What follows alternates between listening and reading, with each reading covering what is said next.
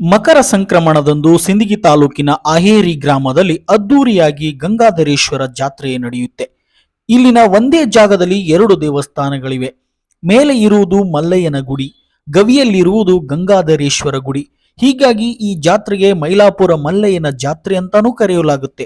ಗಂಗಪ್ಪ ಮುತ್ತೆ ಎನ್ನುವರು ಇಲ್ಲಿ ಸಮಾಧಿಯಾಗಿದ್ದು, ಇವರ ಗುರುವಾದ ಮಲ್ಲಯ್ಯನ ಜಾತ್ರೆ ಮೊದಲು ಅವರು ಪ್ರಾರಂಭಿಸಿದರು ಅನ್ನೋದು ಗ್ರಾಮಸ್ಥರು ಹೇಳುವ ಮಾತು. ಈ ಜಾತ್ರೆಗೆ ಸರಿಸುಮಾರು 125ಕ್ಕೂ ಹೆಚ್ಚು ವರ್ಷಗಳ ಇತಿಹಾಸವಿದೆಯಂತೆ. ಪ್ರತಿ ವರ್ಷ ಜನವರಿ 14ರಂದು ಆಹೇರಿ ಜಾತ್ರೆ ನಡೆಯುತ್ತೆ. ಪಲ್ಲಕ್ಕಿ ಉತ್ಸವ ನಡೆಯುತ್ತೆ. ಈ ವೇಳೆ ಸಾಕಷ್ಟು ಧಾರ್ಮಿಕ ಕಾರ್ಯಕ್ರಮಗಳು ನಡೆಯುತ್ತವೆ. ಅದೇ ರೀತಿ ನುಚ್ಚು ಹಾರಿಸುವ ಪದ್ಧತಿ ಇದ್ದು, ಇದೊಂದು ರೀತಿಯ ಭವಿಷ್ಯ ಹೇಳುವ ರೀತಿ ನಡೆಯುವುದು. ಮೊದಲು ನೀರು ಹಾರಿಸಲಾಗುತ್ತೆ, ಇದರಿಂದ ಮಳೆ ಬಗ್ಗೆ. ನಂತರ ಕಾಳು ಹಾರಿಸಲಾಗುತ್ತೆ, ಇದರಿಂದ ಬೆಳೆ ಬಗ್ಗೆ. ನಂತರ ಗ್ರಾಮಸ್ಥರು ಮಾಡಿದ ಎಲ್ಲ ಕಾಳು ತರಕಾರಿ ಹಾಕಿ ಮಾಡಿದ ಬಜ್ಜಿಯನ್ನು ಹಾರಿಸಲಾಗುತ್ತೆ. ಈ ಮೂಲಕ ವರ್ಷದ ಮಳೆ ಬೆಳೆ ಬಗ್ಗೆ ಹೇಳುವುದು ಇಲ್ಲಿನ ವಿಶೇಷವಾಗಿದೆ. ಇಲ್ಲಿ ಇನ್ನೊಂದು ವಿಶೇಷ ಅಂದರೆ ಬಜ್ಜಿ ಮಾಡುವುದು. ಎಲ್ಲ ರೀತಿಯ ಬೇಳೆಕಾಳುಗಳು ಎಲ್ಲ ರೀತಿಯ ತರಕಾರಿಗಳನ್ನು ಹಾಕಿ ಮಾಡಿದ ಪಲ್ಯವನ್ನು ಬಜ್ಜಿ ಎಂದು ಕರೆಯಲಾಗುತ್ತೆ. ಇದನ್ನು ಸವಿಯಲು ಸಿಂದಗಿ ತಾಲೂಕಿನ ನಾನಾ ಗ್ರಾಮಗಳಿಂದ ಜನರು ಇಲ್ಲಿಗೆ ಬರುತ್ತಾರೆ. ಜಾತ್ರೆಗೂ ಸುಮಾರು 20 ದಿನಗಳ ಮೊದಲೇ ರೊಟ್ಟಿ ಮಾಡುವ ಕೆಲಸ ಶುರುವಾಗುತ್ತೆ. ಇದರಲ್ಲಿ ಗ್ರಾಮದ ಸರ್ವ ಜಾತಿ ಧರ್ಮದವರು ಭಾಗವಹಿಸುತ್ತಾರೆ. ಬರೋಬ್ಬರಿ 1.5 ಲಕ್ಷದಿಂದ 2 ಲಕ್ಷದ ತನಕ ರೊಟ್ಟಿಯನ್ನು ಮಾಡಲಾಗುತ್ತೆ. 151 ಹಾಂಡೆ ಬಜ್ಜಿಯನ್ನು ಮಾಡಲಾಗುತ್ತೆ. ಸರಿಸುಮಾರು 50ರಿಂದ 60 ಸಾವಿರ ಜನರು ಜಾತ್ರೆಯಲ್ಲಿ ಭಾಗವಹಿಸುತ್ತಾರಂತೆ. ನನಗನ್ಸಿದ ಮಟ್ಟಿಗೆ 120-25 ವರ್ಷದಿಂದ ನಡೀತಾ ಬಂದಿರುವಂಥ ಜಾತ್ರೆ ಇದು ಮೈಲಾಪುರದ ಮಲ್ಲಯ್ಯನ ಜಾತ್ರೆ. ಇದು ಗಂಗಪ್ಪ ಮುತ್ಯ ಅನ್ನುವಂಥವರು ಇಲ್ಲೇ ಅವರು ತಮ್ಮ ಸಮಾಧಿಯನ್ನು ತೊಗೊಂಡ್ರೆ ಅವ್ರೇನದಲ್ಲ ಈ ಜಾತ್ರೆಯನ್ನು ಮೊದಲಿಗೆ ಮಾಡ್ತಾ ತಮ್ಮ ಗುರುವಾದ ಮಲ್ಲಯ್ಯನ ಜಾತ್ರೆಯನ್ನು ಇಲ್ಲಿ ಪ್ರಾರಂಭಿಸಿದರು. ಇಲ್ಲಿ ಅಗ್ಗಿ ನಡೀತದ, ಅದ್ರ ಜೊತೆಗೆ ಪುರಂತರ ಸೇವೆ ನಡೀತದ. ಊರಿನಿಂದ ಮೆರವಣಿಗೆಯಲ್ಲಿ ಈ ಮೇಲ್ಗಡೆ ಇರುವಂಥ ಒಂದು ಅರ್ಧ ಕಿಲೋಮೀಟರ್ ಊರಿನಿಂದ ಬಿಟ್ಟು ದೇವಸ್ಥಾನ ಇದೆ. ಆ ದೇವಸ್ಥಾನಕ್ಕೆ ಪಲ್ಲಕ್ಕಿ ಮೆರವಣಿಗೆಯಲ್ಲಿ ಸಕಲ ವಾದ್ಯಗಳ ಒಂದಿಗೆ ಮೆರವಣಿಗೆ ಬಂದು ಇಲ್ಲಿ ಎಲ್ಲ ಕಾರ್ಯಕ್ರಮಗಳು ನಡೀತಾವ. ಇಲ್ಲಿ ಇನ್ನೊಂದು ವಿಶೇಷ ಏನಪ್ಪಾ ಅಂತಂದ್ರೆ ನುಚ್ಚು ಹಾರಿಸುವಂಥ ಕಾರ್ಯಕ್ರಮ ಅಂತ ಒಂದು ವಿಶೇಷ ಕಾರ್ಯಕ್ರಮ ಅದು ಏನಪ್ಪಾ ಅಂತಂದ್ರೆ ನಾವು ಎಲ್ಲ ರೈತಾಪಿ ಜನರು ಇರೋದ್ರಿಂದ ಮಳೆ ಬೆಳೆ ತಿಳ್ಕೊಳಕ್ಕೆ ಅದೊಂದು ಈಗ ಕೆಲವೊಂದು ಕಡೆ ನಡೀತಾ ಇರ್ತದೆ. ಅದು ಹೇಳಿಕೆಗಳಂತ ಹೇಳ್ತಿರ್ತಾರೆ.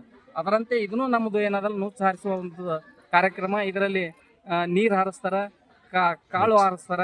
ಆಮೇಲೆ ಈ ಸಿದ್ಧಪಡಿಸಿದ ಎಲ್ಲ ಖಾದ್ಯ ಏನದಲ್ಲ ನಮ್ದು ಇದು ಬಜ್ಜಿ ರೊಟ್ಟಿ ಇವೆಲ್ಲ ಸೇರಿಸಿ ಹಾರಿಸ್ತಾರ.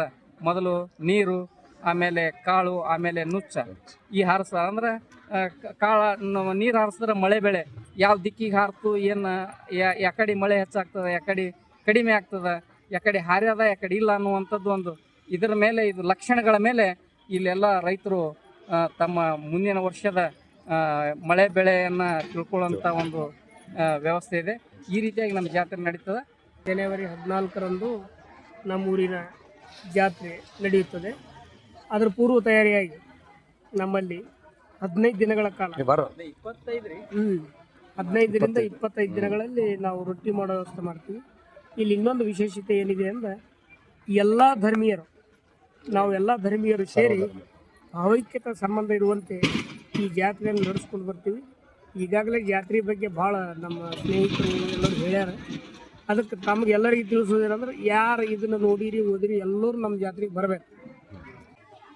ಈಗ ನಮ್ಮ ಊರಿನ ಗಂಗಾಧರ ಜಾತ್ರೆ ಮಹೋತ್ಸವ ಸಲುವಾಗಿ ಜನವರಿ 14ರಂದು ನಡೆಯಲಿರುವ ಜಾತ್ರೆಯ ಸಲುವಾಗಿ 15-20 ದಿವಸ ಮುಂಚಿತವಾಗಿ ರೊಟ್ಟಿ ಮಾಡುವುದು ಈ ಕಾರ್ಯಕ್ರಮ ಉಳಿದಂಥ ಕೆಲಸಗಳನ್ನು ನಡೆದಿರ್ತವೆ.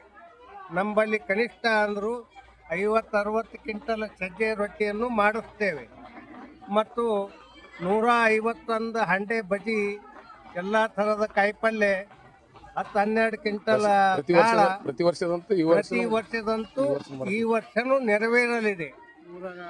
ಕನಿಷ್ಠ ಅಂದ್ರೂ ನಮ್ಮಲ್ಲಿ ಜನರು ಜಾತ್ರೆಗೆ ಬರುವಂಥ 50-60 ಸಾವಿರ ಜನಸಂಖ್ಯೆ ಬರ್ತದೆ. 1.5 ಲಕ್ಷ ರೊಟ್ಟಿ ನಾವು ಇಲ್ಲಿ ಮಾಡಿಸ್ತೀವಿ. ಮತ್ತು ಸುತ್ತಿನ ಹಳ್ಳಿಯವ್ರನ್ನೂ ಮಾಡಿ ತಂದು ಕೊಡ್ತಾರೆ.